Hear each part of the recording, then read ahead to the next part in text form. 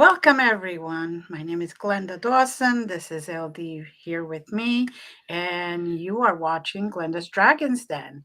We're coming live on the Conscious Awakening Network on Roku TV, Apple TV, Amazon Fire TV, YouTube, and other various streaming platforms.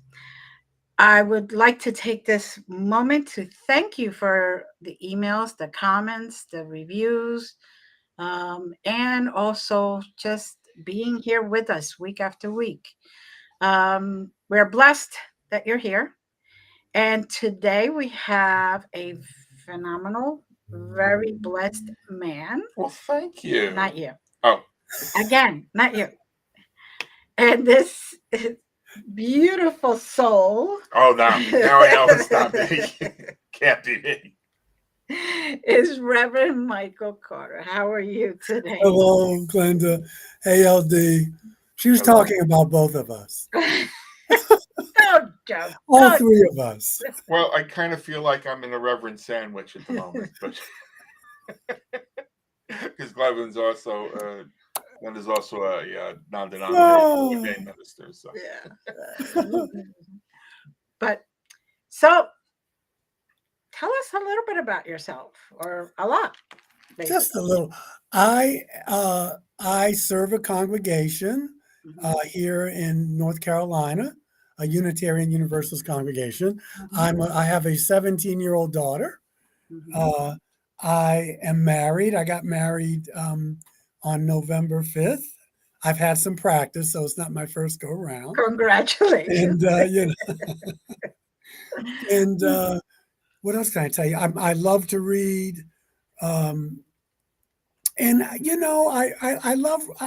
really do love religion, even though I'm not a very religious person. I love it for what it could be, maybe not so much for what it is at times. And I'm an experiencer and an author, and that's a lot of hats, a husband, a father, yeah. But this is life. And I juggle them sometimes, with grace and aplomb, and sometimes it's a hot mess, but I do the best I can. We all do. We all end up in the hot mess. Yeah. Sometimes at one point or another. There's no instruction manual with these things. No. I kind of wish they would send us one in a while.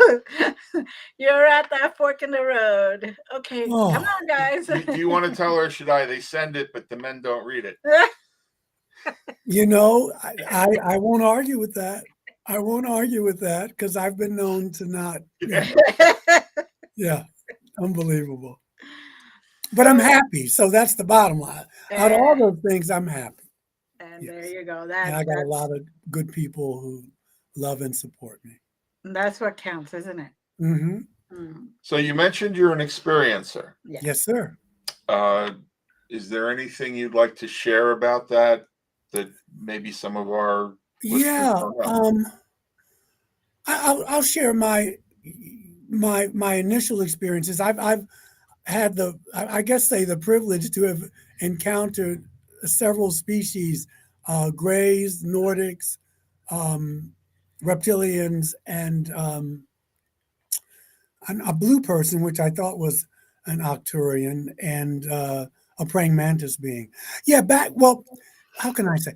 When I I grew up in a religious family. I was raised Baptist. And I'm really recovering Baptist. Yes, recovering. It's still, those teachings and stuff still mean a lot to me. It's just that some of it was more dogma as I got older, and so I don't want to knock it because it works. It still works for my parents, and I know good people who hold on to that. Right. But I, listen, I'll tell you, I just started watching Star Trek 5 years ago. I know you're going to say, what rock did you crawl out from under? But when I was a kid, it wasn't, there was no room for that. Nope. There was no room for extraterrestrials and stuff like that. And so, but back in December 1989, now Kierkegaard, one of my favorite philosophers, said that life is lived forward, but it's only understood backwards. Mhm. And so when I was younger, I I saw things in my room. I would see auras around people and objects. I would see these little orbs.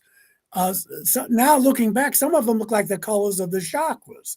They Mhm. were little circles with almost like a donut, but they were flying, floating around. I could see the three dimensionality of my room, but I thought everybody did. So to me, it was not, it was just wow. So then, flash forward to December 3rd, 28th, 1989. At that time, my girlfriend at the time and I went to Mexico. We went to see the pyramids at Chichen Itza and Tulum on the Yucatan.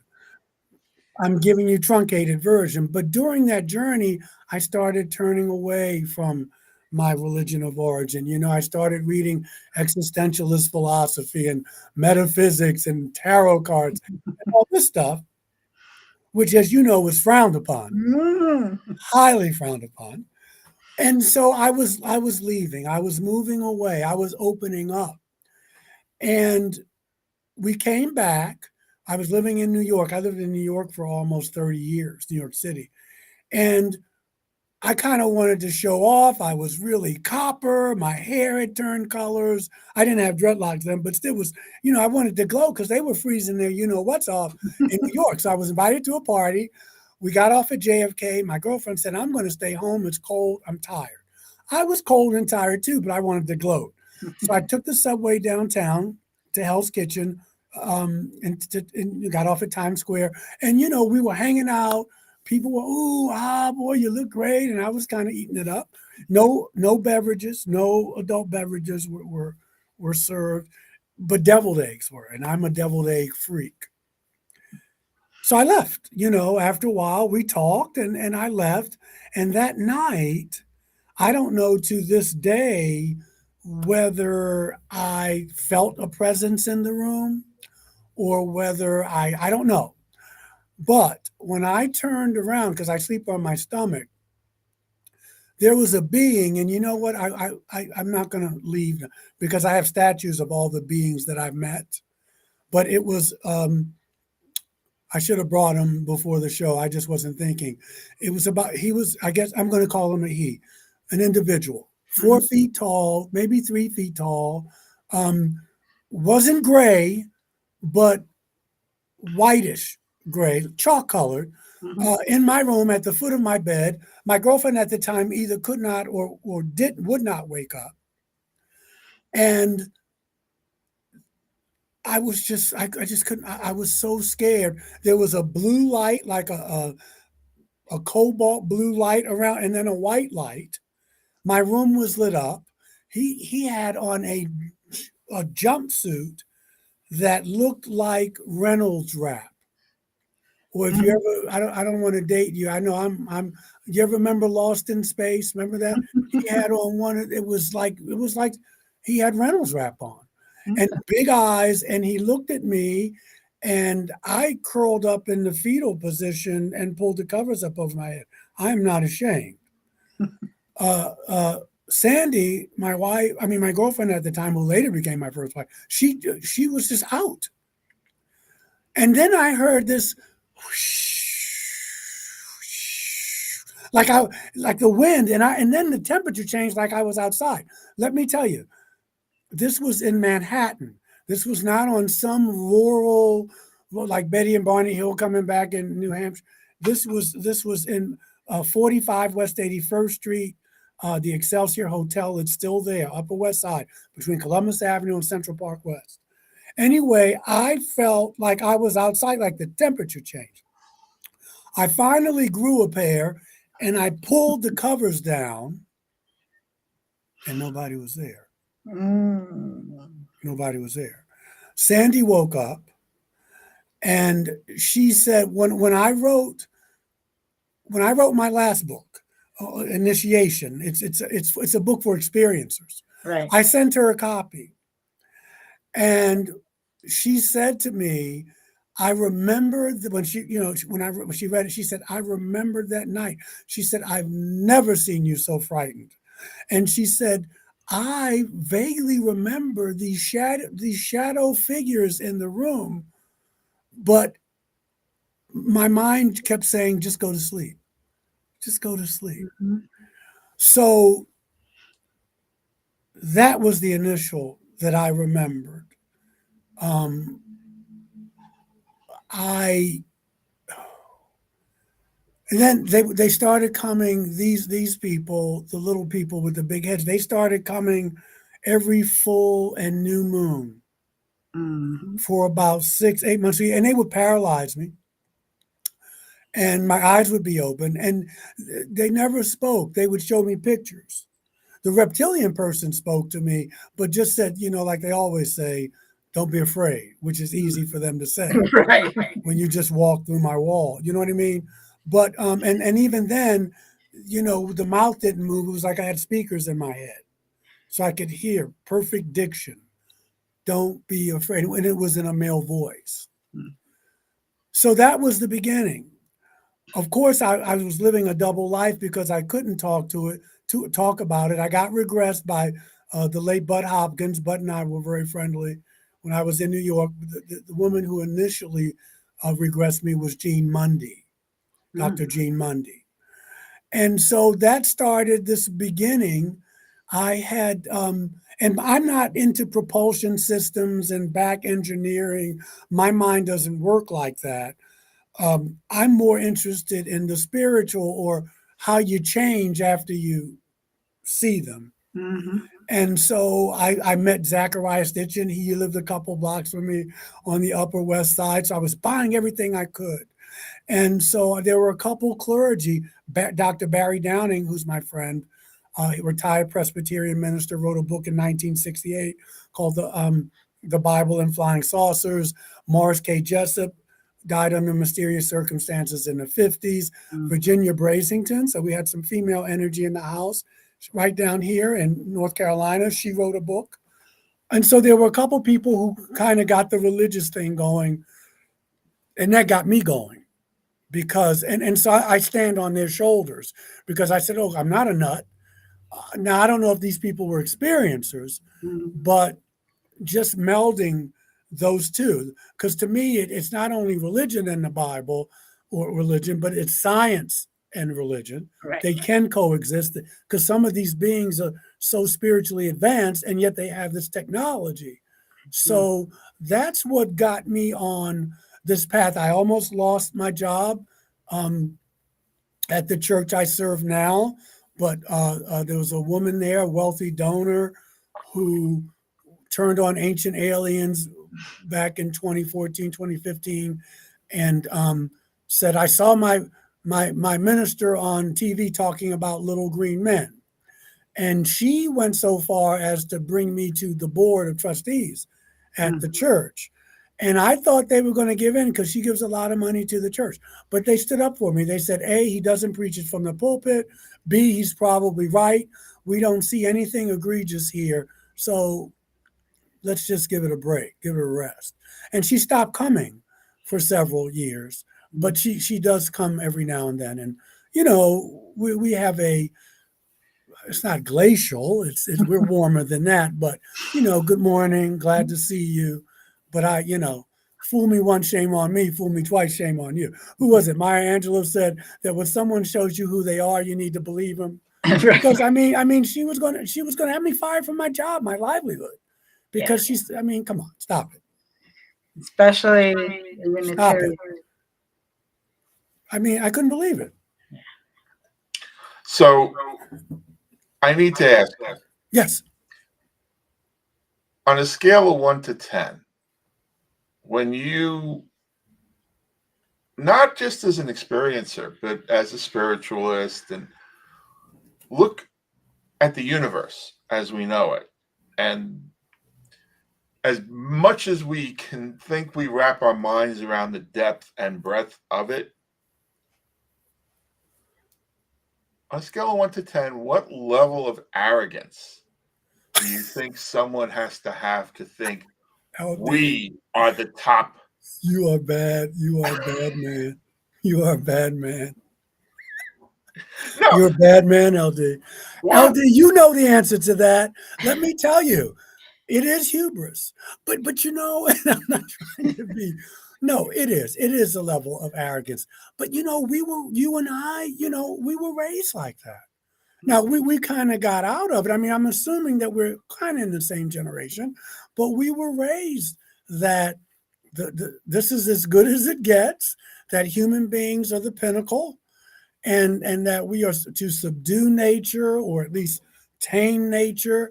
And now we know, at least we're beginning to know, Mhm. that no, we're one with nature, we're part of nature, that we can learn from um, other sentient beings. Mhm. And so, but I'm with you. It is a level of arrogance. It's a level of arrogance now because we know how big the universe is, that Webb the telescope tells.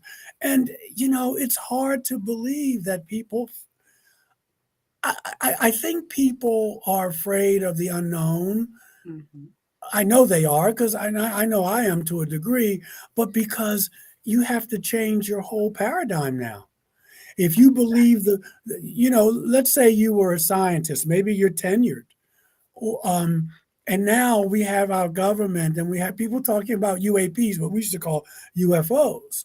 And maybe you've written, about a certain perspective about how the universe works. And now your whole paradigm is not only being challenged, but it may be wrong. Mhm. People do Well, not embrace that so easily. there's a Uh, very you know? famous comedian who talks about agnostics. Mhm. He says, "I hear you, but when that ground shakes, you look up." You better believe it. It's like my friends who were in Vietnam. There's no atheist in a foxhole. You know, and so yeah, and the world is changing. The paradigm is changing. It takes a long time. Human evolution can seem like it's glacial, but yeah, there is an arrogance there, and it's going to cost us. In the long run, we may wind up destroying ourselves Yes. because we believe in this, and religion's had a lot to do with this, so I must be. We believe in the illusion, and Einstein talked of separation. We Mhm. believe that if I have more, you're going to have less. We're still caught up in the color of people's skin, the texture of their hair, who Mhm. they sleep with, those types of things. And those things are illusory, and it just divides us more and more. And look where we are. I mean, it's not a pretty picture. That is verbatim how I describe it, is Yes. the Yeah. illusion of separation. Yes. Yes. But What I do to you, I do to me. It. but you know, people love their control, and in this day and age, Yeah. we have become so codependent, Hmm. Mhm.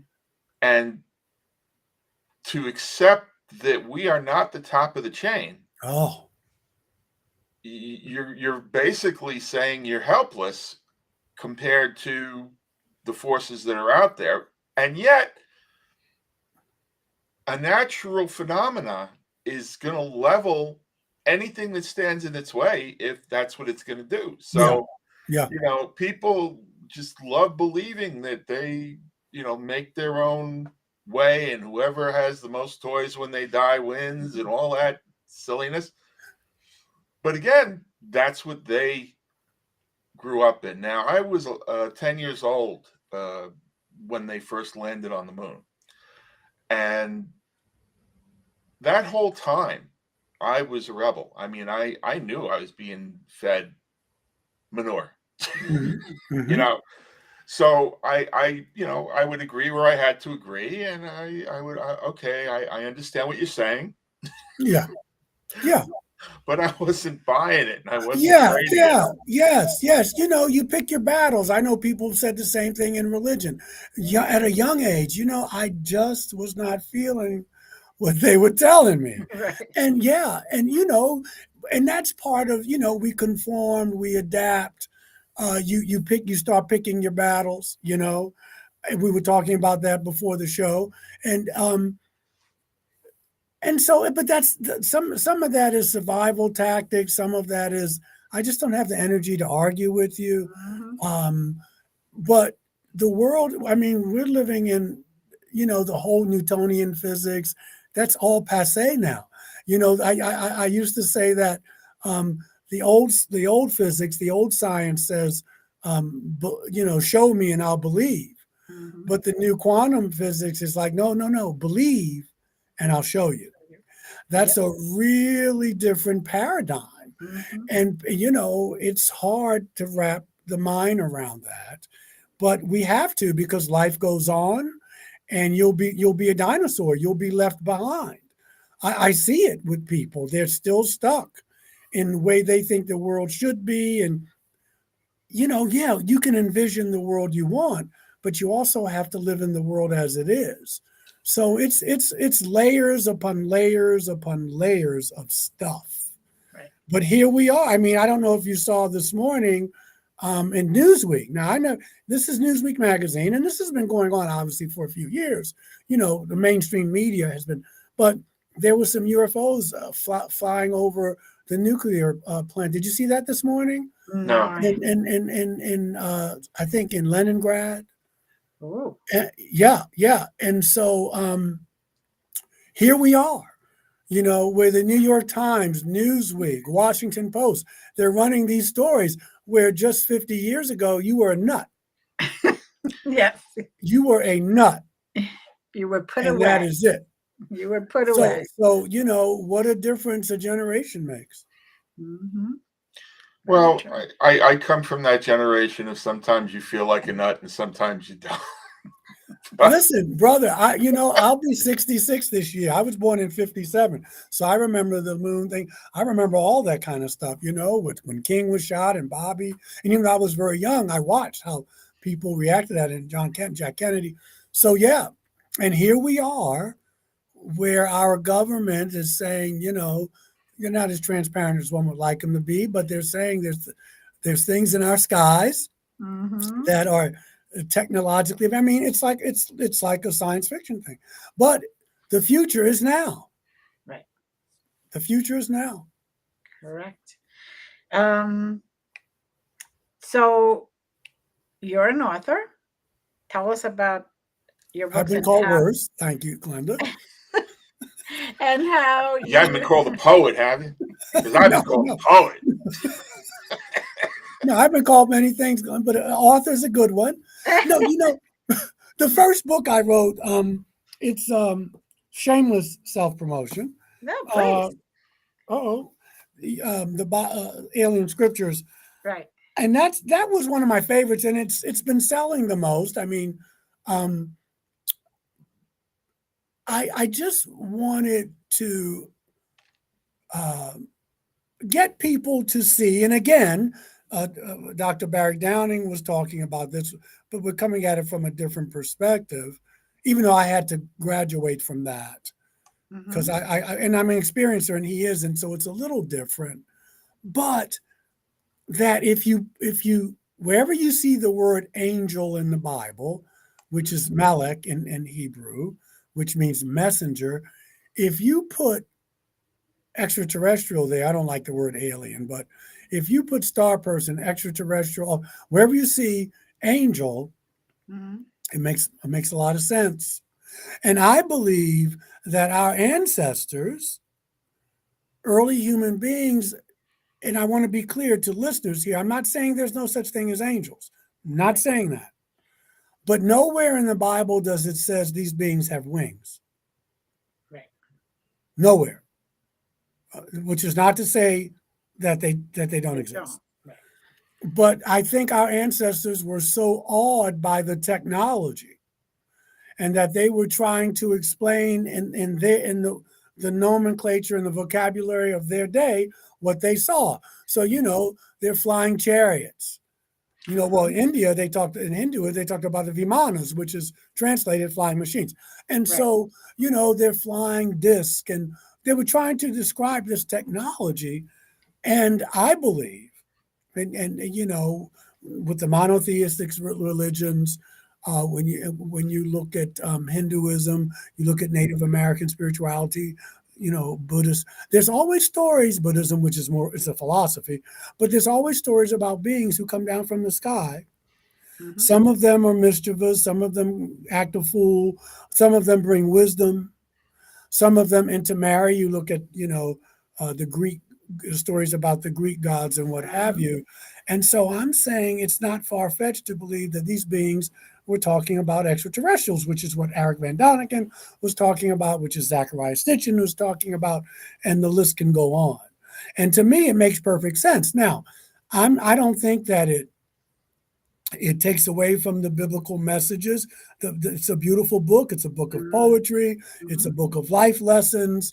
Um, I don't think there's anything demonic about any of this stuff, but I do think that we are looking at right in front of us all these years um, The evidence. Hitchhiker's Guide to the Galaxy.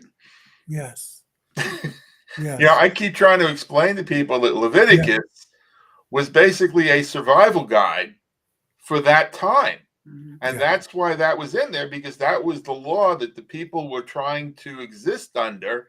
And if you didn't know the law, the punishment was usually pretty severe.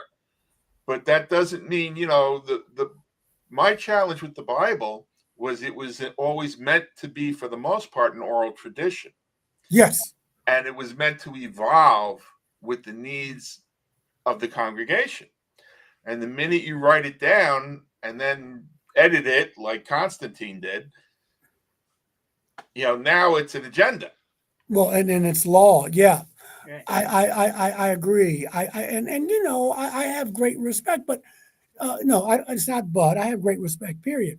Right. However, for these written scriptures, just because someone said something 5,000 years ago doesn't mean it's applicable now.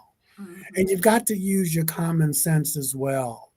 And as you said, LD, because life is always evolving and growing, and and as our human beings, we need to tweak this here, adjust this here. Otherwise, you have no progress. Mhm. And so, um, I think that people are starting to see. Listen, when I first started talking about this, my more conservative brothers and sisters were like, "This doesn't exist. There's something wrong with you." 20 years later, now they're saying they do exist. They're Mhm. demonic, but they exist. They I exist. call that progress because it may be low hanging fruit, but Right. before they didn't exist at all. Right. Okay, they didn't exist at all. But this is how human evolution, collectively speaking, Right. you know, this is Well, how long it takes. it's Yesterday's blasphemies are today's truths. it's all fun and games till they put the rubber in your mouth and give you the ECT. Let me So, tell you. and I have a deep history with mental health advocacy in New York State, and I'm a Queens boy, by the way. So, Oh, okay. yes, just as a Give a point of shout reference. out to Queens. Yeah. So, you know, I part of the reason why I wound up on boards of directors was because they said, well, what if these people are not crazy Yeah. and you just don't understand the frequencies that they are tuned to? Yes, I agree. I agree. And And that can explain a lot of the things that they see, Right. that they hear. Mhm. But it's too easy just to say they're crazy and toss it out because Mhm. it takes work. well, it's not You, just that it's you too know? easy, but it's much more of a moneymaker when you can just medicate them and put them Ah, still an ECT it's treatment. the Mm. it's the money. Follow the money. Yeah. So, in New York State, the New York State legislature wanted consumers of mental health services to sign off on their own ECT. Hmm. And I, have a background in electrician, technology and theory. And I said, well, first of all, from an electrical point of view, if you knew which brain cells you wanted to kill, and you don't, that electricity is going to flow in the path of least resistance and not necessarily in the linear line you think it's going to flow. Mm-hmm. And second of all, anyone that could possibly benefit from such a barbaric torture is in no condition to sign off on it.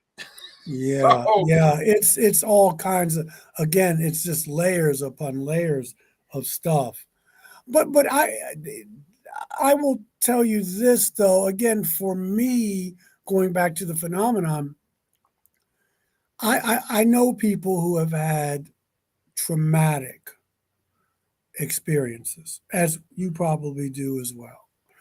And I'm blessed. mine were, sorry, Glenda. I'm blessed. I never had a traumatic one. I Yeah, had all of mine have been good. yeah. I've had some bumps in the road, but I wouldn't trade it. Right. And when I asked an individual to stop doing what they were doing, they did. Right. Um, but so I want to make room for that because some people have. And you can't just say, oh, well, if you looked at it a different way, or let's all sing kumbaya. But I will say that for me, um, it enhanced and maybe expedited the spiritual path I was on. I was on a path Mm-hmm. because I was exploring and seeing that some of these things didn't fit anymore. And then when I started having these experiences, because they went on for several years, and then they would go away for a few years, and then it would happen again. Um, it changed me. It changed me in profound ways in my Mm-hmm. inner life. And physiological changes as well. I got by on less sleep, hair and nails grew, faster.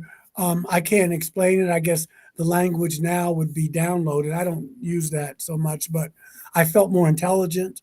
Mm-hmm. My heart felt more open. It was more easier for me to be more authentic. I was easier. Now I was working towards this. It wasn't like they waved a wand and you Right. know, but it was easier for me to say I love you. It was easier for me to say I'm scared. It was easier for me to be more holistic in the way I walked through the world. Right. And then I started getting into energy healing and Reiki and um, I think, I call it Reiki, but I think it's something different because if you're an experiencer, when you're around them, they vibrate at such a high, your Mm-hmm. heart's, and so the energy that goes, even someone told me that, I was giving them a session. They said, that's not Reiki anymore, Mike. I don't know. That's from your friends. But my point being is that all that shifted. I was an actor in New York. I always wanted to be in the church, though, from a kid. And so that was always there. But I got the nerve to say, you know what? I'm not happy with this. I don't know if I want to do this all my life. And I wound up being a hospital chaplain. Okay. I wound up being a healer. And you hear these stories over and over again. Somebody's on Wall Street making tons of money, and they haven't. Doesn't have to be a contact. It could be experience. It could be an NDE. It could be an OBE. It could Mm-hmm. be just jogging or meditating and having this eureka moment. And then the person all of a sudden, no, I don't care about that. I'm going to go into Peace Corps. I'm going to go over here and be a massage therapist. So I believe that the experiences can be transformational, which is why I wrote, one of my books. At the beginning, I have 5 books. Mm-hmm. At One is Alien Scriptures. The other is this one. It's called A New World. If You Can Take It, God, Extraterrestrials, and the Evolution of Human Consciousness. And then I wrote a meditation manual called God Consciousness. I should have put God in parentheses because I'm not talking about a man or woman up in the sky. And then I wrote a book on the metaphysics of prayer and healing. But the point is that I didn't want to be known as the UFO minister. So after the first 2 books came out, I wanted to, I was like, oh, I'm pigeonholing myself. So I wrote that meditation manual. But basically, I am known. I mean, people don't, oh, there he is, the UFO minister. But I'm one of the very few clergy who are talking about this Right. openly. Openly. Right. Yeah. Yes. There's a lot of talk behind doors, but not openly, not willing to admit it because they are afraid, of getting fired or the their parishioners frowning upon that, or just changing the whole paradigm of the whole church dynamic, I guess. Yeah, which is going to be big because they're going to have to. But, I'll put it like this. No one called me from Washington, but you may have seen this. Maybe 6 months ago, 8 months ago, there was something in a mainline paper, and it was on social media, that there was a gathering. I think it was in Washington, of like archbishops, or an archbishop of the Catholic Church, and Hmm. high-ranking bishops, and they were getting leaders to get together to talk about what would be the outcome, or what would be, um, how it would be if people thought or found out that we were not alone. Right. How would religious people, be able to process that? So Right. I wish they had called me. I'd have told them, but they didn't. Well, I would have gave them my 2 cents. Well, But yeah, so I mean, these things that you said behind closed doors, and I know what you meant. But yeah, I mean, the people are preparing. hmm, Powers that be are preparing, right. because you can't keep this a secret. One day, you know why? My cell phone's upstairs, but that cell phone. Hmm. One day, someone's going to get a picture, not only of craft, which we know they do. Hmm. One day, they're going to get a picture of somebody coming out of the craft or Right. getting in the craft, and you're not going to be able to explain that away. No. At that So in point, order to, so you try to control the narrative. right. Yeah. Right.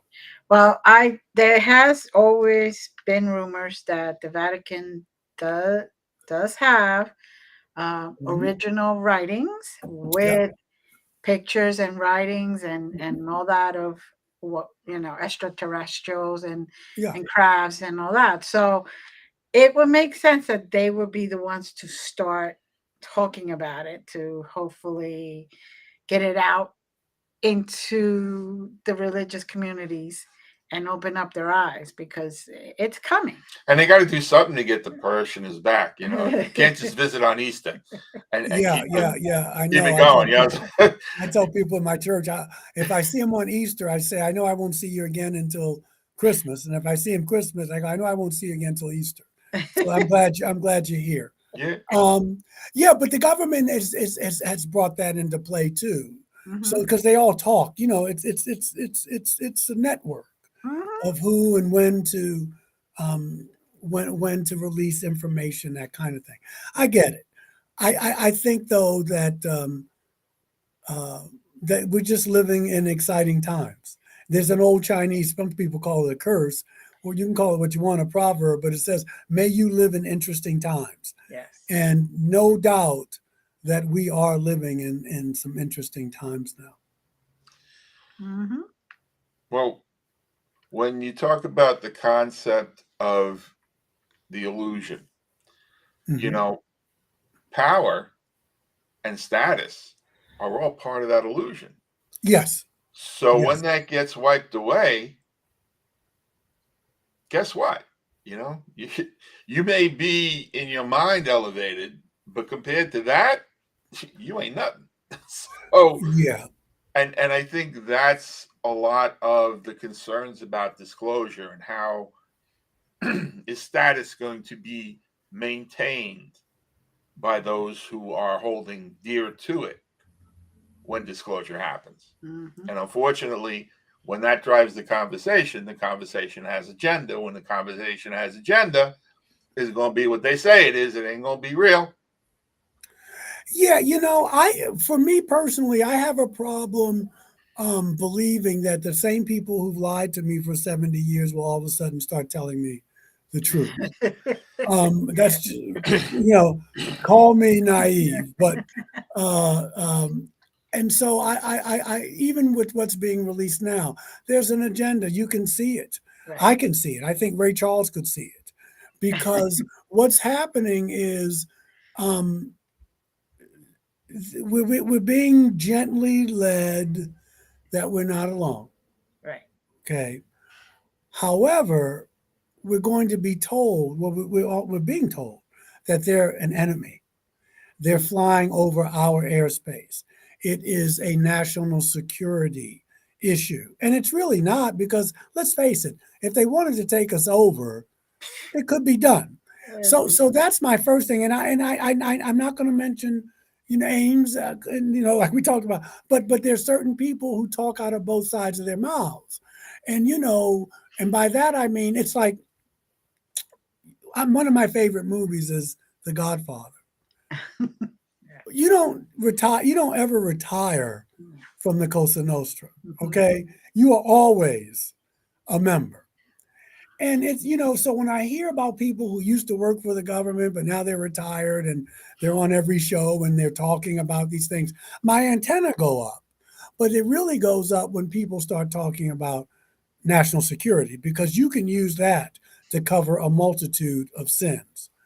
The other thing is, and LD, you touched on it. Powers that be, this is not good news. These people can get here without using gas and oil and all that. And people are making tons of money off this, zillions of dollars. They don't want that. Exxon Mobil and British Petroleum, they don't want to hear about extraterrestrials with 0 point energy. No, that's a no. They could probably cure most, if not all, of our diseases, cancers, you name it. Do you know how much money is made on this, on this so-called research and what have you? And so those are just, and of course, they would look at our political structures and say, we need to tweak that.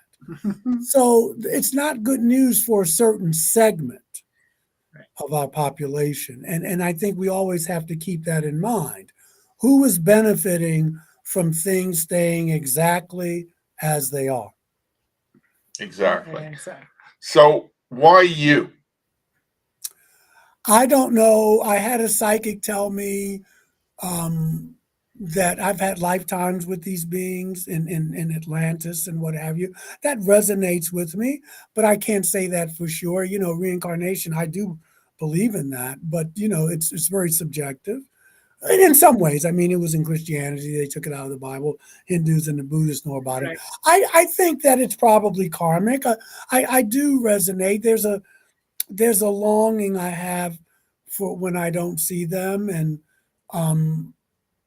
but there's also, I'm got my feet in more than one world in a way.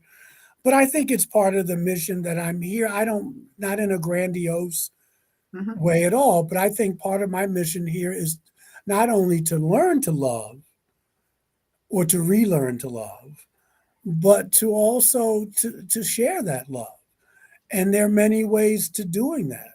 And I don't think this is the first time. I know it's not the first time I've been involved with religion and healing and those kinds of things. So I just feel that I've kind of signed on to something, and they're reminding me of what it is I need to do.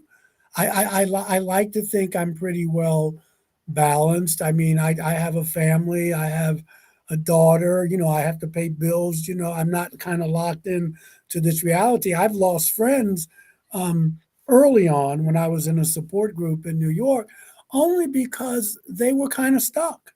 And if you weren't talking about this subject, they really had nothing to talk to you about. And life is to be lived. Right. And so I've integrated this into my life. It's taking some therapy and just also my working on myself.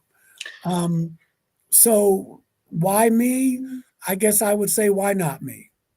Well, it's not lost on me that if I understood you correctly, your first awareness of contact and experience was the night you got back from the pyramids. Yes. Now, caveat. Like I remember I mentioned Kierkegaard, life is lived forward but understood backwards. When I talk to people who, hypnotherapists, other experiencers, what I was seeing as a child, they would have considered contact.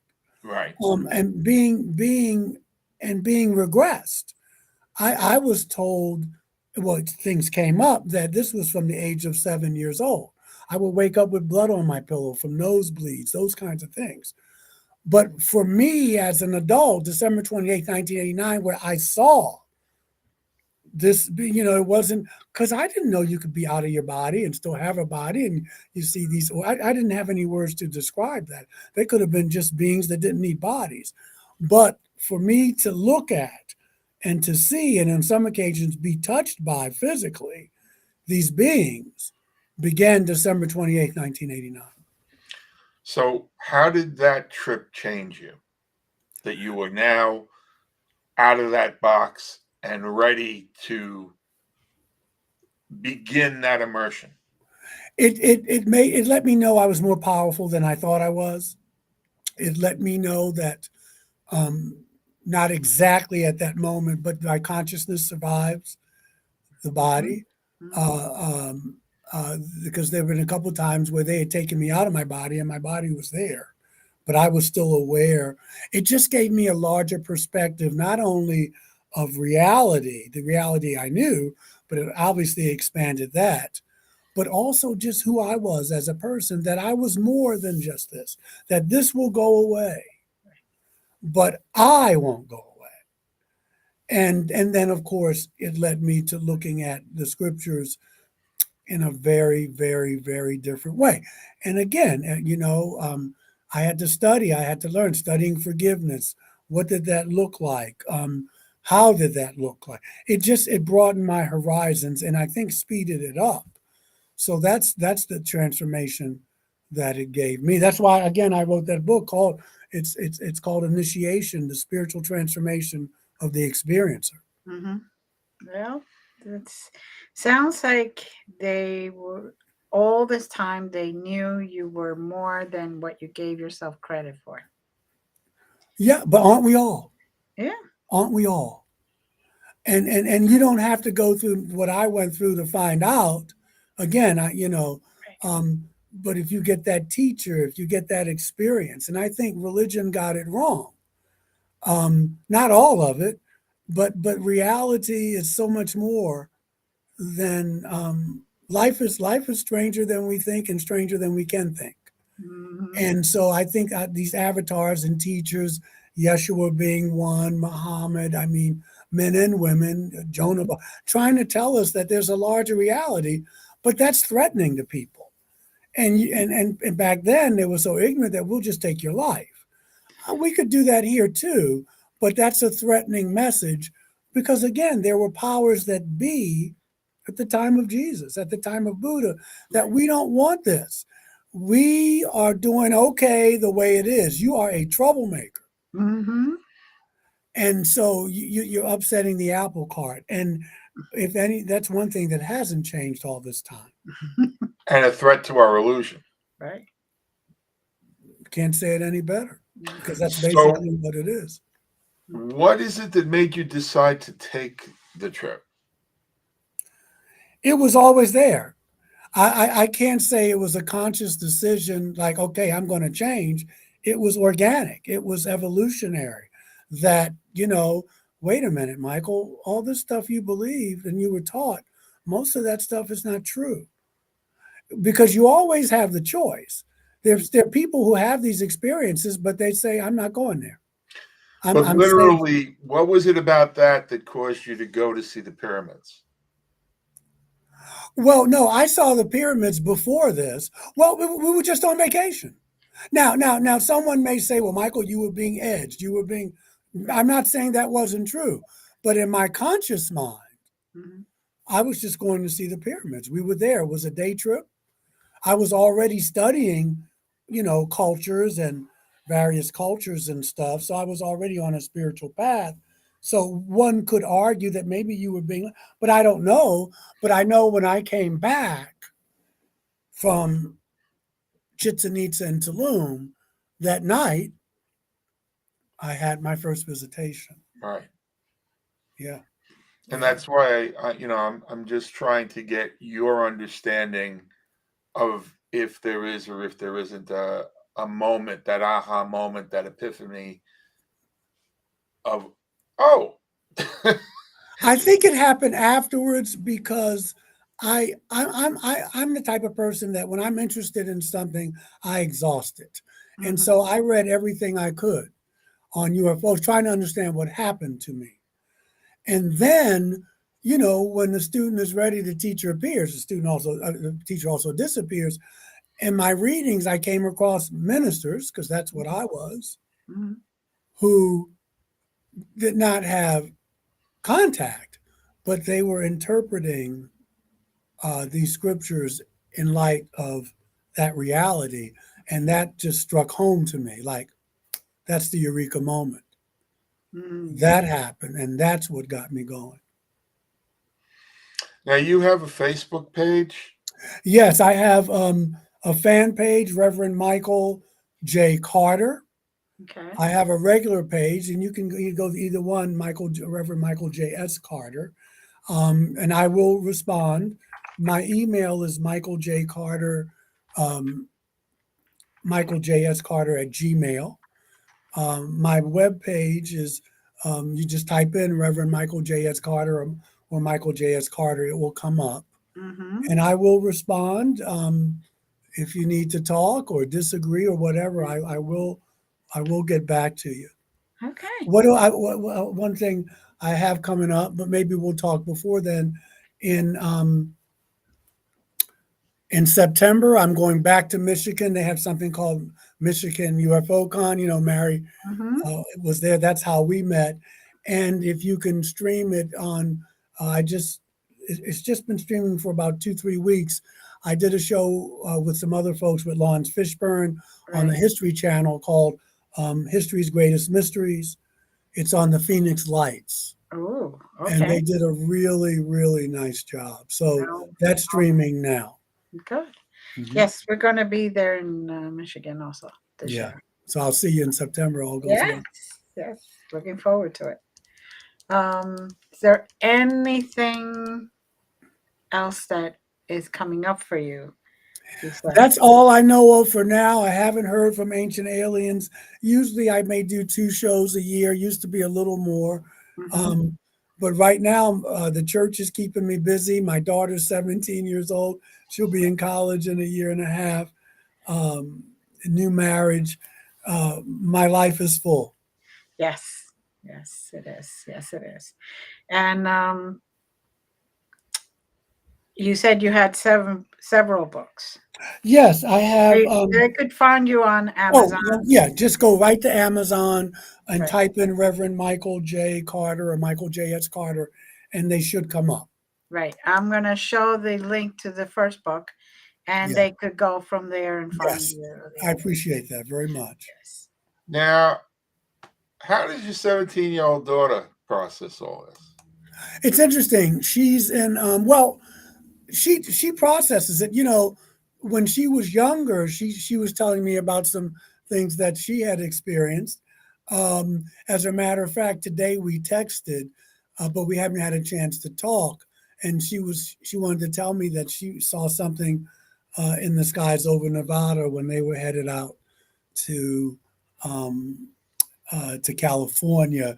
So they're young, and it doesn't they just take it in stride. At least I find. And we've talked about this, and she knows it. She has my books, and she kind of knows. She's a deeply spiritual person. She's a Pisces, and she's a deeply spiritual person, and she's clairvoyant. She sees things that haven't happened yet. She told me about past lives when she was 5 years old. That is cool. Yeah, That is very nice. Yes, when I was growing up, my father was the one that was very strict religious, couldn't say anything. My mother was the one that was open and would say, "You come to me and you talk to me about everything." yeah. And my grandmother. So I actually was blessed that I had people Hmm. Yeah, to talk because otherwise it's hard to.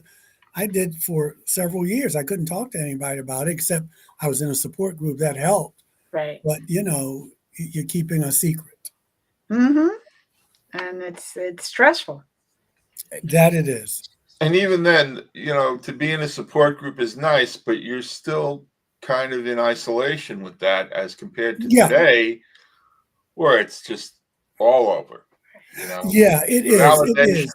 It is. Yeah, the support group helped me immensely, but it was still you were in a group, but it was better than nothing because it Right. was hard. Like I told you, someone tried to get me fired. People thought you were nuts. Mm-hmm. Yes. Is there anything else that you would like to cover? I think we're about 5 minutes away. Well, I just want people to know that, um, you're more you're just more than you think you are, and I believe that, and in a deeply spiritual way, and that you don't want enjoy your life. You don't want people to take away your joy, and life can be a challenge, but you just tap into whatever path you're on, and if you're leaving a path, follow that path, see where it leads you. Mm-hmm.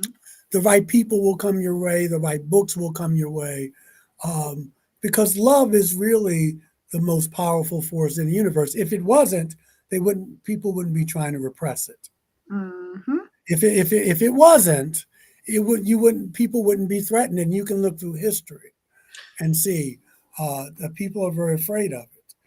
And And people would be so, trying to complicate it and exactly, tell you what it's allowed to yeah, be and what it's it's it's not it's allowed to be. it's just powerful, and whatever that means for you, because love means different things to different Hmm. people.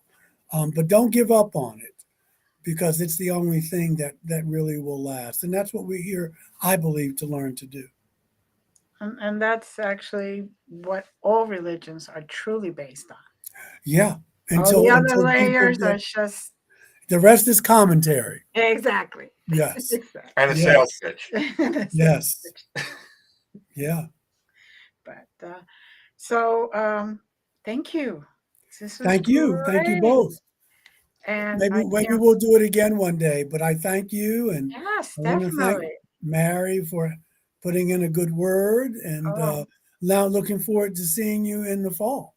oh Well, you yes. may see us before the fall because we are planning a trip, Mm-hmm. and We got to pass through North Carolina. I drive. Well, I like to yeah, let drive. me know. You got my contact info. Yes. I live closer to the Appalachian Mountains, closer to Tennessee, that part of the state, here in Okay. the mountains, because yeah, Mm-hmm. North Carolina is a big state. Right. So, yeah, let me know. Okay. yeah. Thank I've been you. to Asheville. We've been through Asheville. Oh, then you I, know. and it's a beautiful state, Yes. and Oh I'm my glad God. that you have found a place there with a congregation that appreciates all the facets on the jewel that you are. Mm. Boy, that means a lot. Thank you, LD. And thank you, Glenda. Thank But if you you. ever want to do another show, just let me know. Of course. Because Now, we got so much to talk about. oh, yes, we do. We Yes, we do. do. So just hold on for a second, and we're going to thank our audience for being here with us. And have a blessed day, have a blessed week, and see you next Wednesday. Love you all. Bye.